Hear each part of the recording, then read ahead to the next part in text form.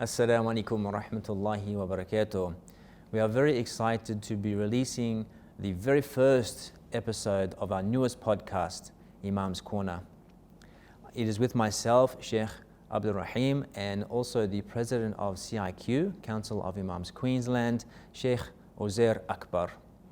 We'll be discussing topics like the explanation of verses of the Quran and sayings of Prophet Muhammad sallallahu alaihi wasallam, and also prophetic and Quranic du'as, supplications.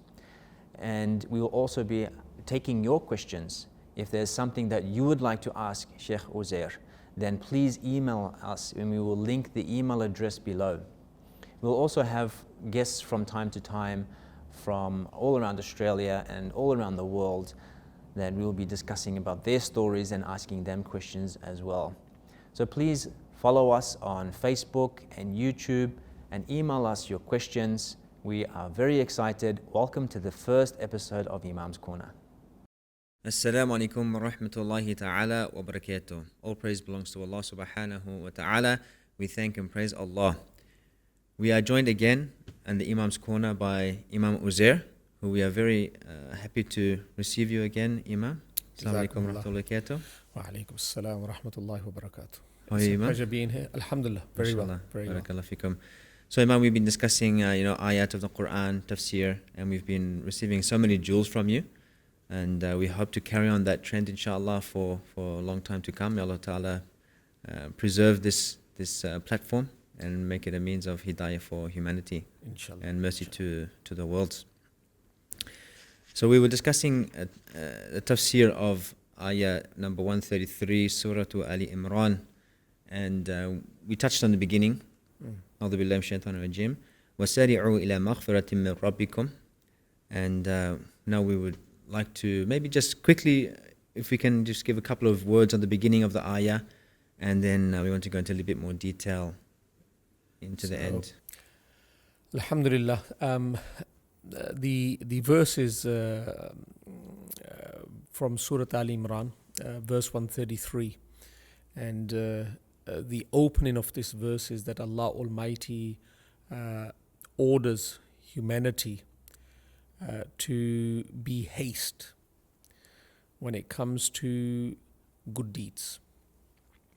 And that is the deep meaning of وَسَارِعُوا إِلَى مَغْفِرَةٍ مِّن رَبِّكُمْ, that there are ample opportunities in life where we can collect the forgiveness and the maghfirat of Allah Almighty. And as we all know that after the acceptance of faith, the actions of a human being that are noble, commendable, approved by Allah and the Rasul are the link that allows a human being to secure the maghfirat of Allah Almighty. So the main message of the opening of this verse is that we should not procrastinate. Whenever an opportunity comes our way, we should not try to find an excuse. We should try to engage in that good deed. One of the great scholars, Mufti Taqi Usmani Sahab, he makes mention in his writings that you will find that a wife or the daughter or maybe the son has done some grocery shopping, and they have not placed the grocery into the fridge. But when you open the door of the fridge, you don't find any room. And you are very surprised at how will they place all this grocery in the fridge. There's no room. Then this father, he moves away and he finds that the wife is pushing a few items to the right and a few items to the left. And she makes room for all that grocery. After giving this example, he makes mention that our life is very busy. We have many, many things to do in life. And many a times when the opportunity arises, one of the thoughts that come to mind is that I don't have time. But we need to make time. Just like the person made time in or made room in the fridge. So we need to push a few things to the right and a few things to the left and make time for that good deed. Yes, prioritize it. Yes. Maybe it may not be the most important thing, but it is a good deed. And Nabi Kareem Muhammad sallallahu alaihi wasallam said, "La tahqiranna min al-ma'rufi shay'a," that we should not consider any deed to be insignificant. So whenever there is an opportunity, we should immediately engage in that good deed. If we don't, what happens is that the time may change later on. Time may change. We may not have the flexibility that we have now, or the health may change, or the circumstances will change that will not be conducive to the discharging of that good deed. So the moment of today, the moment of now is a golden opportunity, and we should immediately try to do that good deed. So in a summary, it's about not hesitating, doing as quickly as possible, time management. Is there any, I'm just thinking that's, because you mentioned it was a command from Allah, is there any sort of punishment or anything in that we commanded? I think, look, the punishment is not doing the good deed. So like as we all know, so you're depriving yourself of such an opportunity. So it's that the person is depriving themselves. It's not. He's depriving himself of collecting the currency of the hereafter. We find in the life of Nabi Kareem Muhammad sallallahu alaihi wasallam that he was very quick. He was haste when it came to good deeds.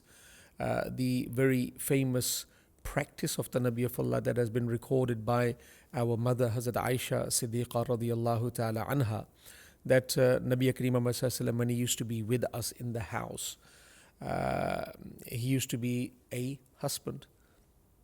Of course, he's the prophet of the time, but he used to be a husband, and he used to help us and assist us in domestic duties. And we used to have a laugh, and we used to enjoy the relationship. But there was something amazing about the Nabi of Allah that Hazrat Aisha shares, that whenever Bilal used to say Allahu Akbar, and he used to make the adhan, immediately Nabi Kareem Muhammad sallallahu alaihi wasallam used to change from being a husband to being an abd of Allah Almighty, a servant. And he used to drop everything. And this drop-in used to be immediate, but there used to be a difference in the body language of Nabi Kareem Muhammad sallallahu alaihi wasallam. And Hazrat Aisha used to go to the Nabi of Allah after he had heard the Allahu Akbar, the opening of the adhan, and she used to say that, Ya Rasulullah, and the Nabi of Allah said, "Who are you?" She said, "I'm Aisha." He said, "Who Aisha?" I said, the daughter of Abu Bakr. Who Abu Bakr? Now, Hazrat Aisha realized that he has gone into a trance. Subhanallah. He has ascended from where he was to a different court, the divine court of Allah Almighty. And this is a physical demonstration of Nabi Kareem Muhammad sallallahu alaihi wasallam being very quick to going towards the maghfirat of Allah Almighty. Subhanallah. There's one thing that that actually reminded me of something. It's called the triad, and it's got to do with our state. And they say that we can change our state instantly. And subhanallah, it's an example. I actually never linked the two together. That they say it's our physiology is one part of the triangle. So his posture changed, and he probably stood up. He changed his body, and they say the second thing is the language. Language changes our focus and our emotional state. So when we tell ourselves something, or we tell other people something, it can influence mine and your emotional state and our focus, which is the third one. It's the focus. He wasn't even focused on anything but Allah subhanahu wa ta'ala. And instantly, we can change our state from those three things. What a beautiful example. And that is a physical demonstration of what Allah demands from the opening of this verse. وَسَارِعُوا إِلَى مَغْفِرَةٍ مِّن رَبِّكُمْ. And there's a lengthy hadith where Nabi Kareem Muhammad says, "Badiru bil a'mal," that be very quick when it comes to a'mal salihah, good deeds. فَتَكُونُ فِتَنٌ كَقِطَعِ اللَّيْلِ الْمُظْلِمِ. That a time is to come where a person will be struck by turmoil, tribulations, and these tribulations will not seas. They will come one after another. And then the Nabi of Allah says, يُصْبِحُ الرَّجُلُ مُؤْمِنٌ وَيُمْسِي كَافِرٌ, that a person will wake up as a believer, but he will sleep in the state of kufr. Vice versa. So he will sleep as a believer and he will wake up as a non-Muslim, as a non-believer. So the start of this is a very amazing, that we're talking about Iman and Kufr. But the start is Badiru bil a'mali salihah, that be very quick in doing good deeds, that right now, whatever circumstances we are going through, we may think them non-conducive to the good deed. But we do not know that later on the environment or the circumstances that we will be placed in will be more non-conducive. So this is much better than what we may experience. And as we realize that most of the time, future holds more testing times than what we experience right now. So we should try to commit to the good deed immediately. It's amazing. We really see the benefits of actions itself. And we have the physical ibadah, like salah, the things we wear, has so much impact on our state. And then that obviously encourages us to be able to have this hasten towards the mercy of Allah subhanahu wa ta'ala.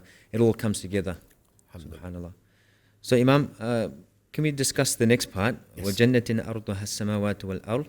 Yes. So the next part, وَجَنَّةٍ أَرْضُهَا السَّمَاوَاتُ وَالْأَرْضُ, corresponds with the general theme of the glorious Quran.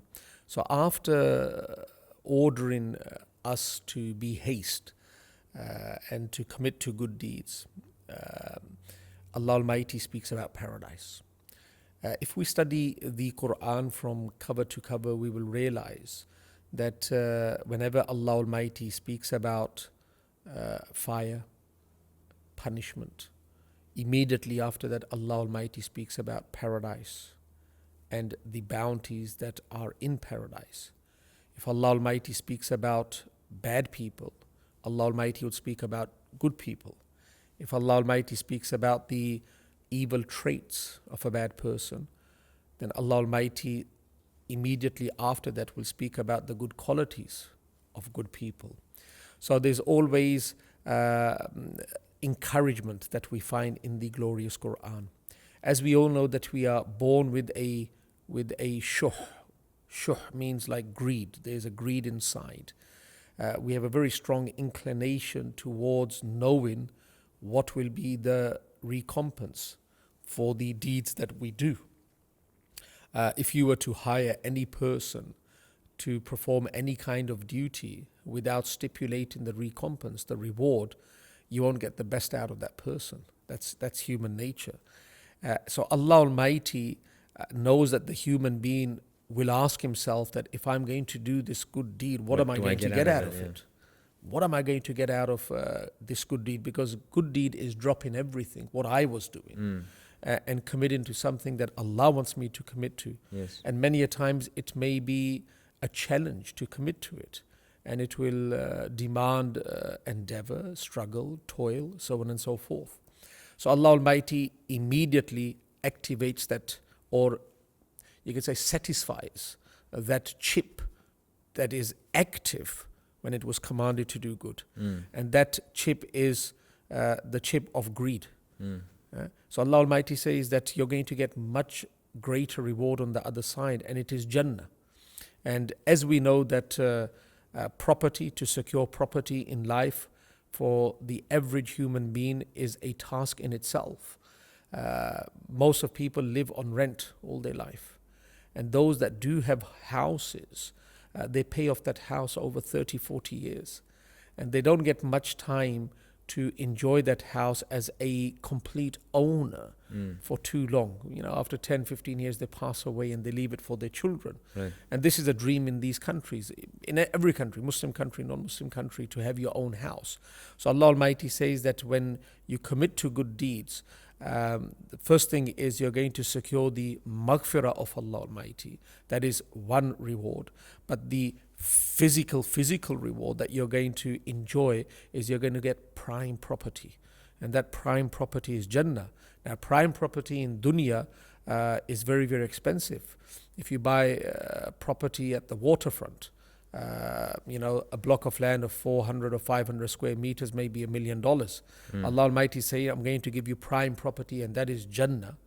How many times we push each other to get into Riyazul Jannah, where Nabi Kareem is resting, and that is prime property. But this prime property is not going to be 400-500 square meters. Ardu has-samawatu wal-ard. That prime property is going to be wider and greater than the land on which you dwell, the sky that you see every day, and this is encouragement by Allah Almighty. So we don't find excuses. This will basically address the excuse in the mind. So when a person, this is very important, when a person studies this verse, he should not stop at وَسَارِعُوا إِلَى مَغْفِرَةٍ مِّن رَبِّكُمْ, because سَارِعُوا إِلَى مَغْفِرَةٍ مِّن رَبِّكُمْ, the execution of that, the application of that is going to be challenging. And a person is going to find excuses to come out. So immediately he needs to focus upon the next part. And that is وَجَنَّةٍ عَرْضُهَا السَّمَاوَاتُ وَالْأَرْضِ. And as a sensible person, when he will analyze what he is going to be rewarded with in lieu of the sacrifice that he's making, even his intellect will demand that he go ahead and commit to وَسَارِعُوا إِلَى مَغْفِرَةٍ. And that's why Allah Almighty speaks about Jannah. Is it something that, according to this verse, in keeping that we should hasten towards this, is it something that's easy to obtain? Or is it something that it's difficult according to how Allah Ta'ala had planned it out, this verse? Easy, look, put it this way. If a person takes a membership for a gym, the opening 1, 2, 3 weeks may be hard. Let me use another word, maybe challenging. Reason being is that he is making a change in his life. The time that he's spending today at the gym is time that he was sitting on the couch and relaxing. Now, going to the gym, you're going to exert yourself. It's going to be much harder than just sitting on the chair. But he believes that leaving the couch that is very, very comfortable with a cup of tea, with watching a match or whatever, going to the gym is much harder. There's no doubt about it. This is a very comfortable position to be in. But why does he go to the gym? Because he knows that sitting on the couch is not going to be healthy for him in the future. And going to the gym, he needs to exert. And in the opening few weeks, it is going to be hard because he's making an adjustment in his life and his body is not used to that kind of physical exercise. But after 4 or 5 weeks, if he can stick to the game for 4 or 5 weeks, nearly, let's say, about 40 days, the istiqamat, he's steadfast for about 40 days, then sitting on the couch will become hard. That will not be comfortable for him. Because he feels like he's missing out on gaining something. Yeah, because he's become habitual and he's starting to see the reward. Now he stands in front of the mirror and he can see that his stomach, his pouch has disappeared and he can see a few cuts here and there. And now he says, yeah, mashallah. So he starts to see the reward. That becomes the comfort zone for him and this becomes the no comfort zone for him. The same thing is with deeds. That if I was to say that a person is to commit to a good deed immediately, is it going to be easy? If I was to say it was going to be easy, I don't think so. I'm very true to my word because it is something new that he's introducing to his lifestyle. So he's replacing it by something. All right. So he's coming out of his comfort zone. But what will happen is that if he sticks to the game, and that's why we will speak about maybe istiqamat under the dua today. But if he sticks to the game, a time will come that doing the good deed becomes second nature to him. It becomes easy for him. And what he gave up for the deed becomes hard for him. And that's when a person knows that he has really achieved success in the good deed. When the good deed clings onto you, and you can't give it up. And that's why they say How does a person know that he has become a true musalli? He has become a person that has established the 5 daily prayers, that he can't give it up. Yeah. That Can't it has imagine grown himself up. without Yeah, he it. can't imagine. I give this example, and maybe for a person that is not a Muslim, it will be hard to fathom that if somebody was to give any one of us $1 million to deliberately miss one fajr, we can't No. take it. We cannot take it. No. And $1 million, if you were to have it in your hand, it can solve a lot of our problems, material problems. But we will never ever deliberately, we may sleep through the prayer, but deliberately we will never ever miss the prayer. And that is that the prayer has grown upon us, the importance of it, and it has become part and parcel of our life. But it took time. The early days were not that easy. Yes. But now it has become easy. It flows. And this is what Allah Almighty wants us to basically inculcate. So early days it may be hard, but do not be deterred. Do not be demoralized even if you're not enjoying it, because sometimes in the gym when you go in the start you don't enjoy it. You're just pushing yourself. You may be screaming, picking up those weights. You don't enjoy it. But a time comes you start to even enjoy the moment. And Yes. that is with all the ibadat. Is there anything else in life, through your experience, that you can say that we can take this lesson and implement it into our life? How to be successful? Like we're talking about having a good life in order to have a good afterlife. And how do we take this lesson and have a good life with it? Look, the lesson from the opening of this verse, and if we connect it with Jannah, is to be haste, as we have understood. Now, the lesson from this, how do we inculcate it in life? We need to focus upon the reward. And the attachment with akhirah should never fade away. The attachment of akhirah, that remembrance of akhirah should always be echoing in the mind. And that's why Surat Taha, Surat number 20, verse number 55, the verse that is recited when a person is lowered into the ground, minha khalaqnakum وَفِيهَا نُعِيدُكُمْ وَمِنْهَا نُخْرِجُكُمْ تَارَةً أُخْرَى, where Allah Almighty says that we have created you and then you are to return to us and then we are going to bring you back to life again. Verses like this that allow us to cross-examine ourselves, what we are doing, allow us to be connected with the real realm, the permanent realm, I can say. So verses like this should be in our mind at all times. And وَجَنَّةٍ عَرْضُهَا السَّمَاوَاتُ وَالْأَرْضُ, Jannat, the vision of it, whatever description Allah Almighty has given in the Quran about Jannah, that should always be in our mind. That is our goal. And if that goal is in our mind and it is present and it never fades away, then it will be easy to implement being quick in good deeds in our physical life. So that awareness, that connection with akhirah, focusing upon Jannah and the description that Allah Almighty has given. Because there's no word in the Quran that has been used without reason. And Allah Almighty has spent many, many verses in the Quran speaking about Jannah and the description of Jannah, speaking about akhirah and how the akhirah is to unfold. So this is information for us. And we need to take that information, allow it to echo in our mind continuously. So we have no moment in our life where we are disconnected from akhirah. And that will allow us to physically implement what Allah Almighty is saying. Allah give us tawfiq. Inshallah. Is it presumptuous for me to expect the forgiveness of Allah and Jannah?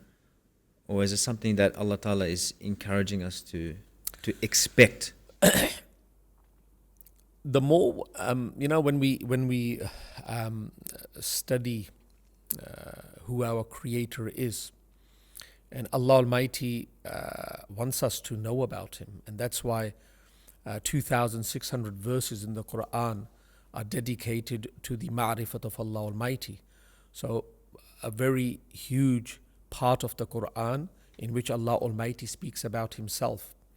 Now, if we were to study Allah Almighty through the Quran and come to know of Him through His attributive names, this is my own study of the Quran and study of the Asma' Husna, the attributive names.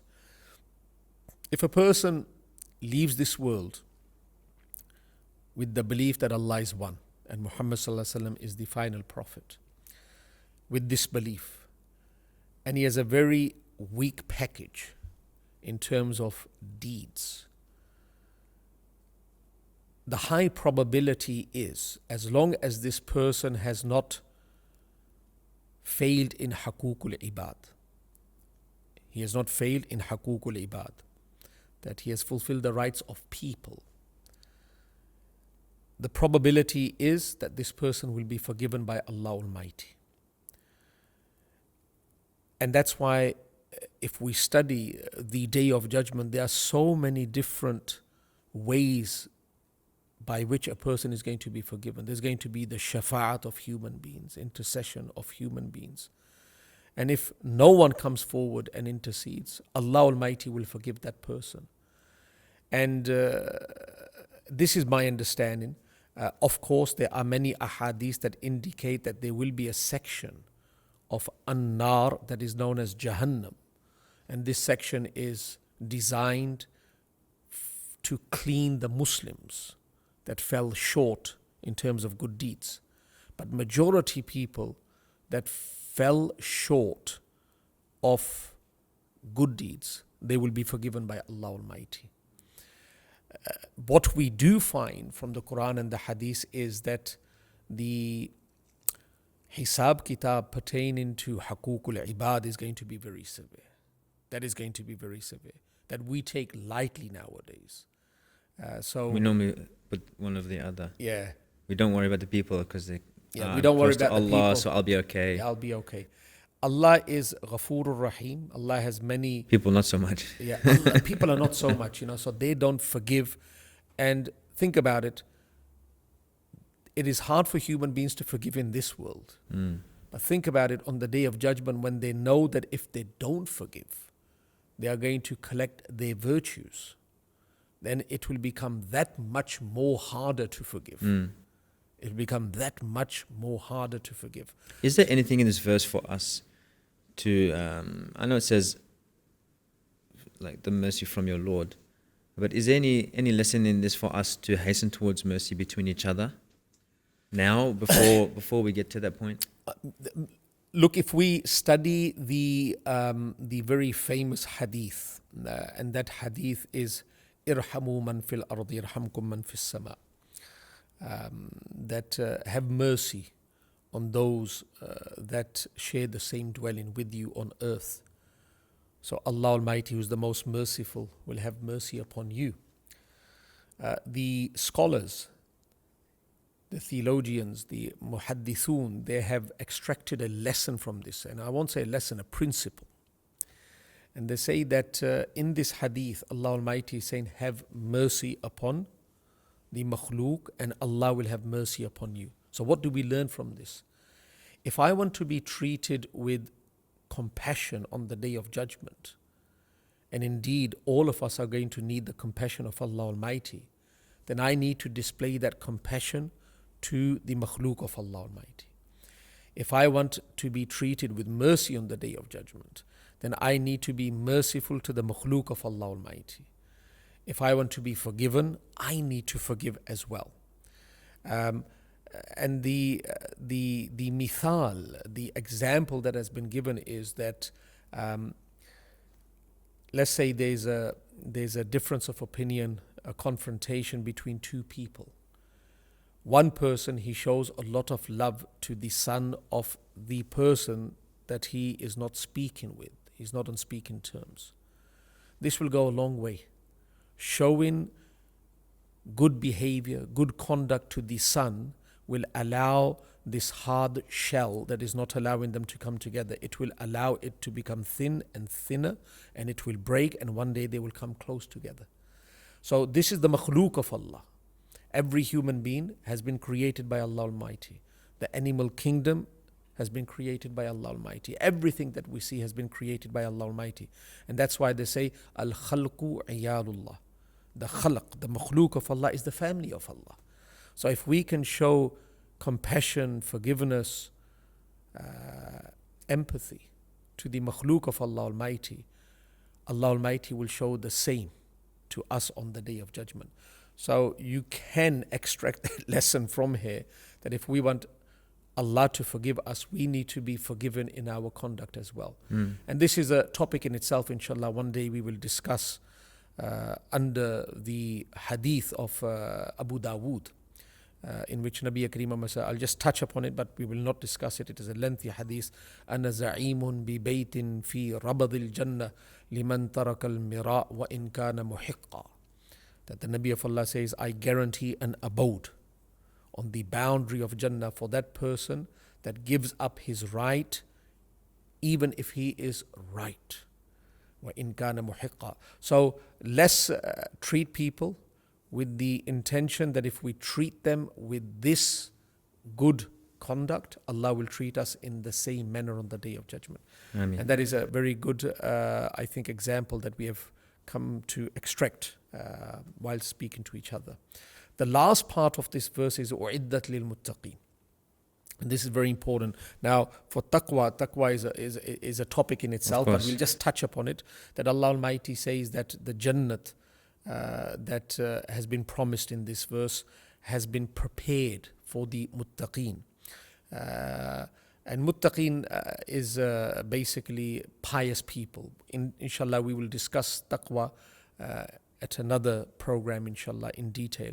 But it has been created for the pious, meaning that if a person makes this his habit in life to be haste when it comes to committing to good deeds and finding the maghfirat of Allah Almighty, the certificate is that he becomes muttaqi. This is the certificate. And if we were to study the Quran, all the bounties that Allah Almighty has promised is for the people of taqwa. So, Sari'u ila maghfiratin min rabbikum is the nuskha. It is the formula that will allow us to attain the certificate of taqwa. And if we attain the certificate of taqwa, we should know that we have succeeded, because for the muttaqeen, Allah Almighty has prepared Jannah and all the bounties that are awaiting the muttaqi on the other side. Which we can't count the bounties of Allah. Yes. Subhanallah. Excellent. If we could move on to the next section, inshallah. We're looking at a dua, Quranic verse from Surah Baqarah, verse 250. أعوذ بالله من الشيطان الرجيم ولما برزوا لجالوت وجنوده قالوا ربنا أفرغ علينا صبرا وثبت أقدامنا وانصرنا على القوم الكافرين. So, would you offer a brief translation first before we get into it? The dua is in Surah Al-Baqarah, and it is a very powerful dua. All duas in the Quran are powerful. And before we study the dua, it is important to understand the backdrop. And the backdrop of this dua is that Dawood alayhi salatu wasalam, the father of Sulaiman alayhi salatu wasalam, who was very young at that moment, he was going to, fight against the giant, the very famous combat, David and Goliath. Now, in the opening of this verse, وَلَمَّا بَرَزُوا لِجَالُوتَ وَجُنُودِهِ, when there was going to be a confrontation between the believers and Jalut and his armies, Goliath and his armies. Now, Goliath is a giant in himself. وَجُنُودِهِ, his armies were great in number as well. The believers found themselves outnumbered and outpowered physically. So whenever a person finds himself in that situation, that physically the display is going against him, the scene is against him, just like in the battle of Badr, the Sahaba started to chant Hasbunallah wa ni'mal wakeel, ni'mal mawla wa ni'mal nasir, because 313 on one side and 1,000 on the other side. 1,000 are equipped, and the 313 do not have much. Likewise, Goliath and his armies, they had much to offer in terms of resources. The Muslims did not have much. At that time, the Muslims, qalu, it's the plural, they started to make a dua. So they connected with Allah Almighty. And as we all know that ad-du'a mukhul ibadah, dua is the essence of worship, because the purpose of worship is to connect with Allah. Yes. And dua is a direct connection with Allah Almighty. So they started to say, Rabbana afrigh alayna sabra. This is the first part of the dua. Rabbana, that, oh our Lord, pour forth on us sabr, patience. Because as human beings, when we find that we are outnumbered, outsized and outpowered, the first thing that comes to mind is run. And we may bolt from the battlefield. And as we know that it is a major sin to run from the battlefield. Of course, there's fine details pertaining to that. We do not need to discuss that at this program. But Rabbana afrigh alayna sabra, Ya Allah, grant us patience. Now, the scholars have said that patience, sabra, is a very deep word. Deep word in the sense that it has three dimensions. Many times, when we use the word sabr, the meaning that comes to mind is that sabr ala al-musiba, that whenever we are tested, we need to be patient. We are not allowed to wail. We're not allowed to beat ourselves. We're not allowed to complain. And this is the start and the end of the journey of sabr. But if we were to study the true meaning of sabr, it has three dimensions. And the scholars have said sabr basically is a capsule that encapsulates the entire religion. Because whenever a person has the opportunity to do good, we can connect it with وَسَارِعُوا إِلَى مَغْفِرَةٍ مِّن رَبِّكُمْ, and there's a push from inside not to do it. We need to make sabr and do it. So whenever there is a opportunity to do good and our inside is not corresponding with doing that good, then we need to make sabr and push ourselves to do the good. Yes, not to not do something, but to actually do something. Yes, that is the sabr at that time. So it's like the passive or the active. Yes. So that is the sabr at that time. And likewise, if there is an opportunity of evil and the inside is corresponding well with doing the evil, then we make sabr and move away from the evil. So moving towards good is sabr, moving away from evil is sabr. And then if there's any tribulation, any testing that comes in life, we make sabr as well, that we don't complain. There's a very famous incident in the time of Nabi Kareem Muhammad that there was a Sahabiya that had lost a near and dear person. And she was wailing, she was complaining. Of course, crying is fine, a person can cry, but she was complaining. And Nabi Kareem Muhammad was passing by, and the Nabi of Allah said, Isbiri, make sabr. She did not realize that it was Muhammad sallallahu alaihi wasallam. And without looking, without knowing, she said that it's easy for you to say you have not lost the near and dear one. So Nabi Kareem Muhammad sallallahu alaihi wasallam remained silent, knew that it was no moment for further education, and went home. The Sahaba informed the lady that, do you know that who you spoke to? It was Muhammad sallallahu alaihi wasallam. So by that time she came to her senses and she went running to the Nabi of Allah, and she said, Ya Rasulullah, I have made sabr. And Nabi Kareem Muhammad sallallahu alaihi wasallam said, As-sabru inda sadmatil ula.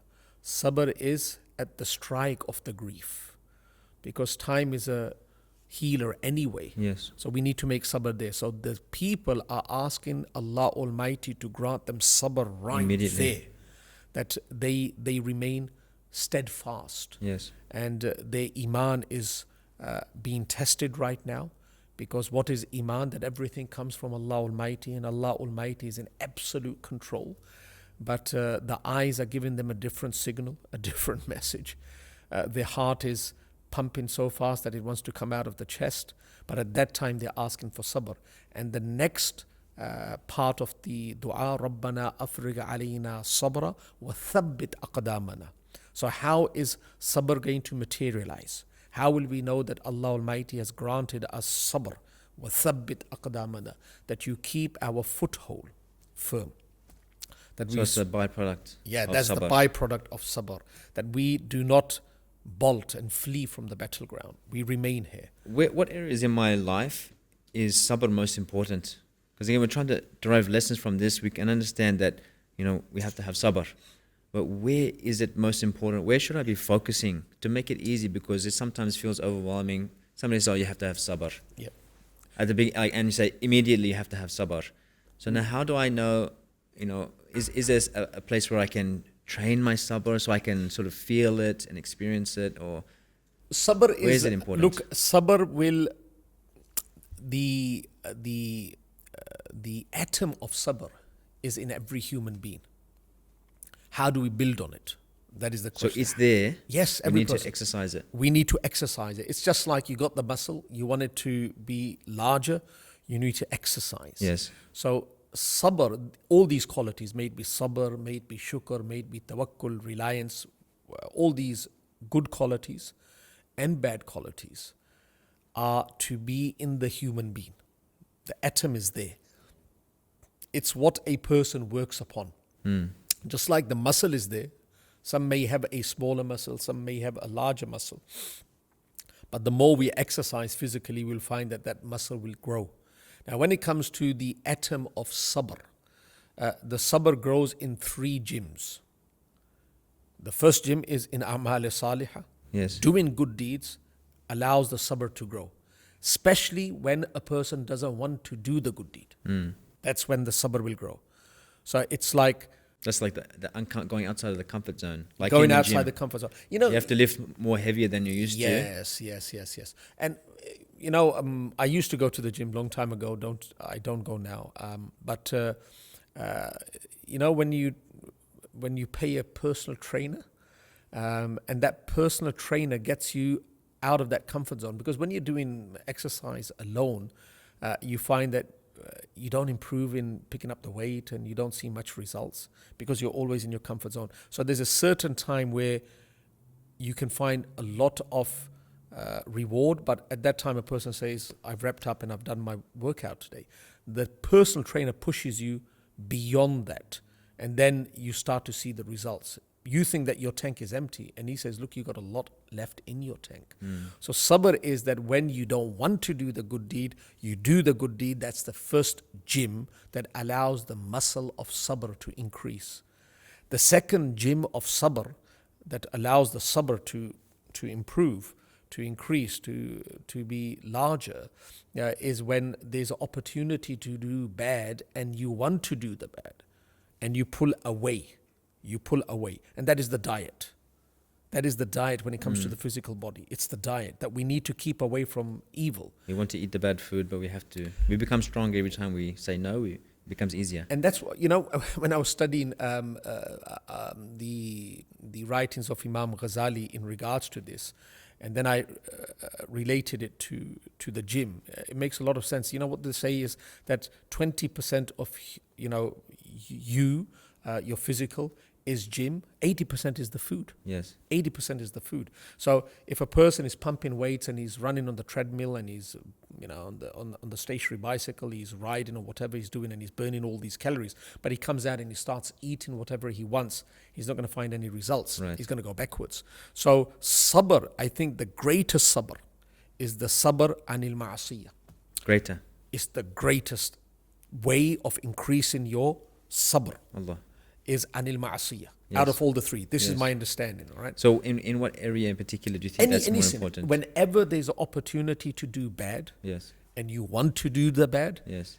pulling away from that, because you're doing good deeds anyway, pulling away from that is the diet Yes. of the spiritual soul. And the physical diet has great impact upon the human body. The spiritual diet has great impact upon the spiritual soul. Actually, I can't remember the hadith the Arabic, but I remember there's a hadith Yeah. that do what I commanded you as much as you can, Yeah. but don't do any bad deeds. That's it. And that's what we say in Ramadan as well. And the third one is bala, that if there's any tribulation. Yes. So It's basically the three dimensions that three you dimensions. spoke And this is about. how you're going to improve. But I believe the spiritual diet is the most productive gym Yes. compared to the other two. So the byproduct of sabr, the manifestation of sabr, the physical side of it, is that we will remain steadfast. And when we remain steadfast, فَانْصُرْنَا عَلَى الْقَوْمِ الْكَافِرِينَ, we want to see the results now because we have done what we can do as human beings. We remained in the game. We did not flee. فَانْصُرْنَا عَلَى الْقَوْمِ الْكَافِرِينَ, grant us nusra against the disbelieving qawm. Yes. So this is the result. So the scholars have said that whenever a person is confronted by extreme circumstances, he's been really tested, and he, in terms of resources, in terms of display, finds himself at a very weak position, he should read this dua. Yes. And he should say, Ya Allah, don't allow me to do anything wrong. I want to remain on the right path. So grant me sabr, so I do not find escape route. I remain in the game. Allow me to be steadfast, and then grant me the victory. Now, victory doesn't have to be against the enemy. The enemy can be the internal enemy. That can be the nafs. Yes. If the nafs is overpowering you. So then how do we summarize it? We have sabr. We can end off with this, inshallah. We have sabr. Yes. And we have the three different types of gyms. Yeah. That is to sort of like the passive and the active, if you want to say, I'm not going to do the bad, Yeah. but I'm going to do the good. Yes. And I'm going to, Not complain. Not complain and wail overboard Yeah. when sort of so-called bad things happen to me. So these are the three gyms. Yes. The byproduct of that is that we'll have thabat, whatever in what we do. So Allah Ta'ala will give us steadfastness. Yeah. Allah Ta'ala will allow us to continue our salah. He will allow us to continue in the good deeds that we are doing, living the good life that we are living. Yes. So then how do we now summarize the last point? So the because you last said point it's is- not necessarily about Yeah.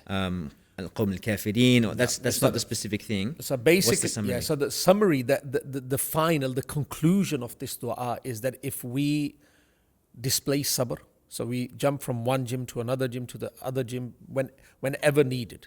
So we may need to be in the gym of a'mal salihah, we need to be in the gym of abstaining from a'mal sayyi'ah, bad deeds, or we maybe need to go to the gym where there's tribulation, so we can show that we are thabat, that we are steadfast.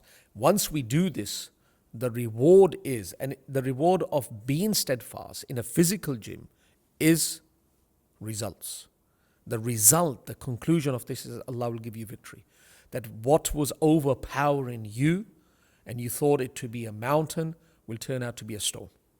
Allah Almighty will give you the physical, spiritual strength to overcome that. Allah will grant you victory. I mean, so Allah will basically be helping us Yes. in everything that we do. Yes. Can we hope for the help of Allah subhanahu wa ta'ala in that regards? Inshallah. Allah accept us. Allah Jazakallah. guide us. Jazakallah. Jazakallah. Thank you so much for sharing all your wisdoms with us. May Allah subhanahu wa ta'ala be happy with us and allow us to keep going, inshallah. Jazakallah khairan. And assalamu alaikum wa rahmatullahi wa barakatuh. And until next time, inshallah. Thank you so much for viewing. Assalamu alaikum wa rahmatullahi wa barakatuh. Assalamu alaikum wa rahmatullahi wa barakatuh.